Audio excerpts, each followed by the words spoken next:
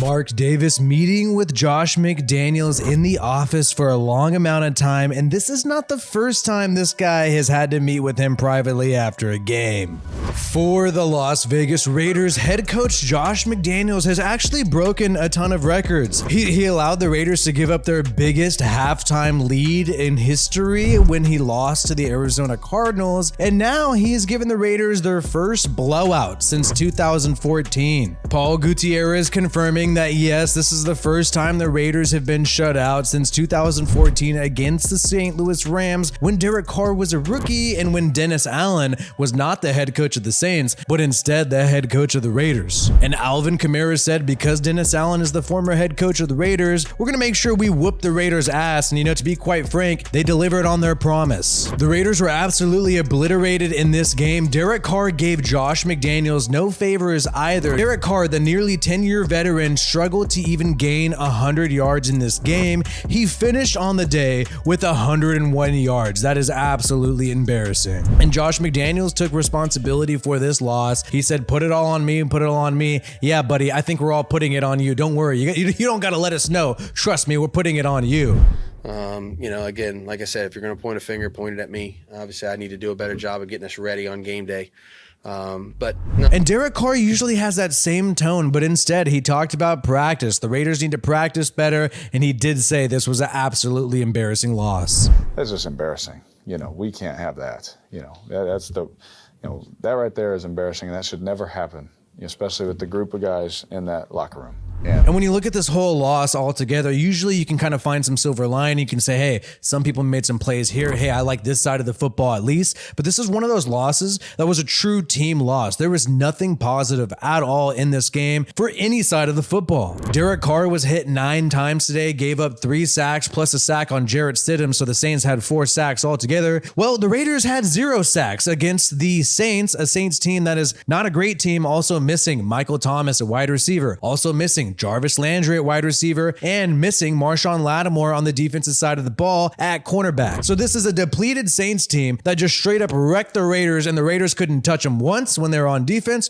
and they couldn't touch the end zone once for the whole entire game. And Tim Brown, the GOAT, saying it best, all I can say is something is not right and something is not okay with the Raiders. And who knows, maybe the intention this year was never to do well. Maybe Mark Davis was kind of selling us on a dream and maybe not being completely truthful in that opening press conference when he says there's no rebuild and we're still trying to get to the Super Bowl. Trust me, there's no rebuild. I think that John and Mike had built a foundation to build upon. And I think that's what we're doing now. And I think moving forward, that's what these two are going to be building upon, that foundation. We've got some great players in this organization right now. Now we're just moving to the next level. And that it's not a rebuild, it's not a reload, it's just taking this to the next level and getting to that Super Bowl.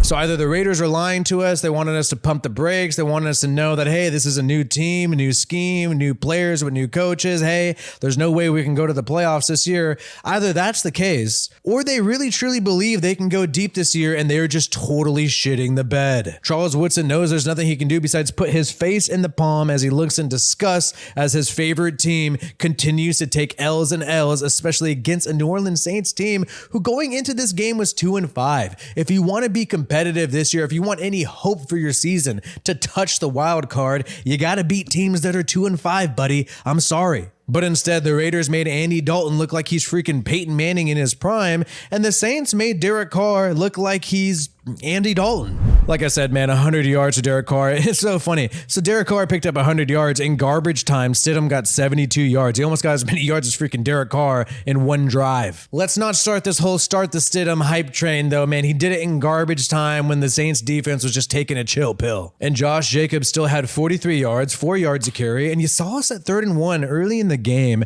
Rather than hand the ball off to Josh Jacobs on 3rd and 1, genius Josh McDaniels decides to do a reverse to Davante Adams, one of the slowest receivers on the team. And what did Davante Adams do? He lost yards. He lost yards for the Raiders. So Derek Carr did not have a great game. Bad game for Derek Carr for sure.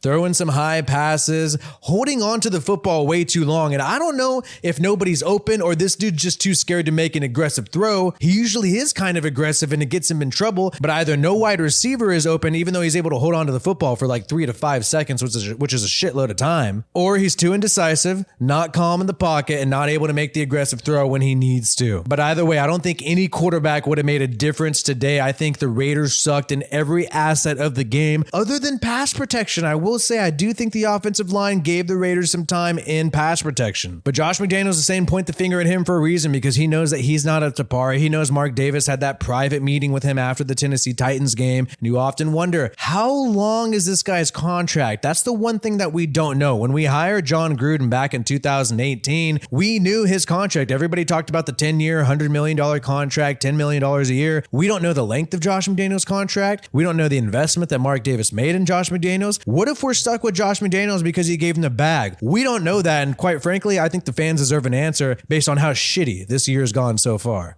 And people on the Raiders team aren't speaking up as to what's the problem. You know, Derek Carr is giving wishy-washy answers, and so is Josh McDaniels. But I think at a certain point, if they continue to lose, which it looks like they're going to keep losing games to teams that they should beat, I believe people are going to start pointing fingers in order to save their job. I think people are going to say, hey, I don't know if this quarterback's getting done, or hey, I don't know about this game plan that we had. I think that's going to start happening down the stretch if things don't pan out. And even though Derek Carr has a no-trade clause, Josh McDaniels and Dave Ziegler still have an out in Derek Carr's contract at the end of the year. As long as he is not injured, they can move on from Derek Carr without wasting any cap space. And in my opinion, that's probably why contract negotiations took some time between Derek Carr and the Las Vegas Raiders this past offseason. I personally don't think Derek Carr is the problem, but I do think McDaniels and Dave Ziegler, if they want to save their job, they're going to probably want to have a scapegoat. And who knows if that will happen down the stretch if this offense continues to score 0 points in games. But let me know what you guys think, man. Who do you blame this loss on for the Las Vegas Raiders? Let us know in the comments below. The Raiders go on the road to face the Jaguars, then they play the Colts at home, and then they play the Denver Broncos in Denver. These are going to be tough games for a Raiders team that struggled to even pass the 50-yard line when Derek Carr was in the game. Either way, we'll be keeping you up to date with everything happening with the Las Vegas Raiders. Remember to like this video if you haven't already, and subscribe to this channel for more Raiders content. My name is WiFiWillie. Peace out,